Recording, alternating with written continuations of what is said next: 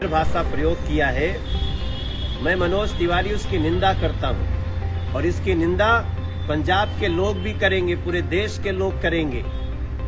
पंजाब संतों की, गुरुओं की, पीर पैगंबरों। नमस्कार दोस्तों, बहुत बड़ी खबर निकल के आ रही है भोजपुरी के सुपरस्टार मनोज तिवारी को लेकर के, बल्कि यूं कहें कि भोजपुरी इंडस्ट्रीज के भगवान कहे जाने वाले मनोज तिवारी को लेकर के, जो अभी अभी लाइव आया और लाइव आ करके उन्होंने खेसारी लाल यादव को बहुत खरी खोटी सुना दिया।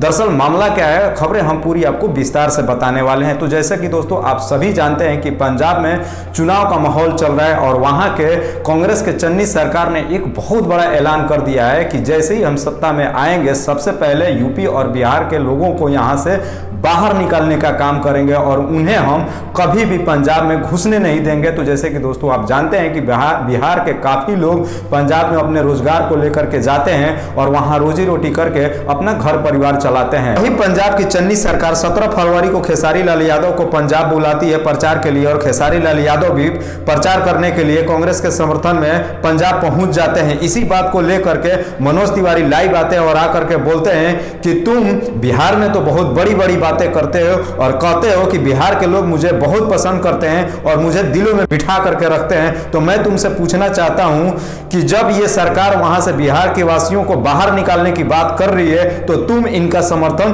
क्यों दे रहे हो? क्या तुम बिहार के लोगों के साथ में धोखा नहीं कर रहे हो?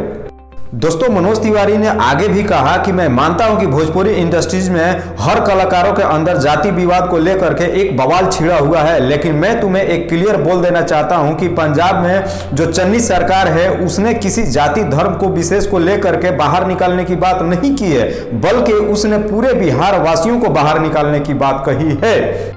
तो दोस्तों आपको क्या लगता है कि मनोज तिवारी ने जो खेसारी लाल के बारे में कहा वो कहां तक सही है और कहां तक गलत है? अपनी राय कमेंट बॉक्स में हमें जरूर बताइएगा और साथ ही साथ इस चैनल को भी सब्सक्राइब कर लीजिएगा, क्योंकि भोजपुरी जगत से सबसे ताजा खबर आपको सबसे पहले इसी चैनल पे मिलेगा। तब तक के लिए जय बिहार, जय भोजपुरिया।